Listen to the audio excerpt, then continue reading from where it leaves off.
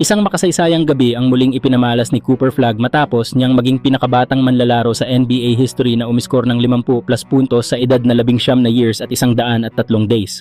Sa laban kontra Orlando Magic, halos hindi mapigilan si Flagg nang ibuhos niya ang 51 puntos, 6 na rebounds at 3 assists, patunay na isa siyang tunay na rising superstar sa liga. Mula sa opensa hanggang sa kumpiyansa sa loob ng court, ipinakita niya na kaya niyang mangibabaw kahit laban sa matitinding depensa. Dahil sa pambihirang performance na ito, lalong umiinit ang usapan sa Rookie of the Year race. Bagamat kasalukuyang nangunguna si Konknuepel sa nasabing parangal, hindi na maikakaila na mabilis na humahabol si Flagg. Sa bawat laro na ganito ang ipinapakita niya, mas lalong tumitibay ang kanyang kaso na maagaw ang award, lalo na kung magtutuloy-tuloy ang kanyang dominanting performance hanggang sa dulo ng season. Samantala, magandang senyales din ito para sa kinabukasan ng Dallas Mavericks. Sa patuloy na pag-usbong ni Flagg bilang isa sa mga susunod na mukha ng liga at sa inaasahang pagbabalik sa full strength ni Kyrie Irving sa susunod na season, unti-unting nabubuo ang isang koponan na kayang makipagsabayan sa kahit na sinong powerhouse sa NBA.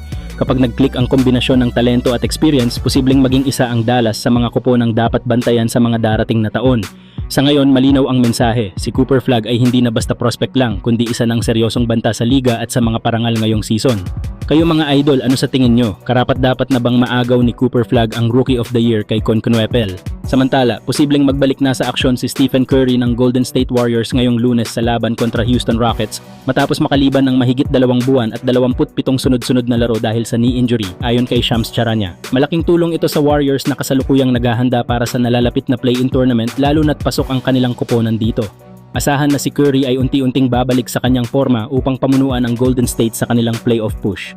Kayo mga idol, sa tingin nyo ba kaya pang dalhin ni Curry ang Warriors sa mas malalim na laban ngayong postseason? Samantala, isang malaking hamon ang kakaharapin ngayon ni Austin Reeves para sa Los Angeles Lakers dahil siya ang inaasahang sasalo sa bigat ng koponan sa gitna ng matinding sitwasyon. Sa kasalukuyan, out muna si Luka Doncic matapos magtamo ng grade 2 hamstring injury sa kanilang huling laban kontra Oklahoma City Thunder at hindi pa sigurado kung makakabalik siya sa oras ng postseason. Dahil dito, mas lalong tumitindi ang pressure kay Reeves na ngayon ay may pagkakataon patunayan kung kaya ba niyang buhatin ang isang koponan sa pinakamahalagang bahagi ng season. Kasama si LeBron James, inaasahan na siya ang magiging isa sa pangunahing sandigan ng Lakers sa opensa at paggawa ng plays. Hindi na ito simpleng role player situation. Ito na ang tunay na pagsubok kung handa na ba siyang umangat sa susunod na antas bilang leader ng team. Mas lalo pang nagiging interesting ang sitwasyon dahil nagdesisyon si Reeves na i-decline ang kanyang player option na nagpapahiwatig na papasok siya sa free agency na may layuning makakuha ng mas malaking kontrata. Ayon sa mga ulat, may nakahandang alok ang Lakers na umaabot sa humigit kumulang $240 milyong sa loob ng 5 taon, isang patunay kung gaano kalaki ang tiwala ng organisasyon sa kanyang potensyal bilang future star.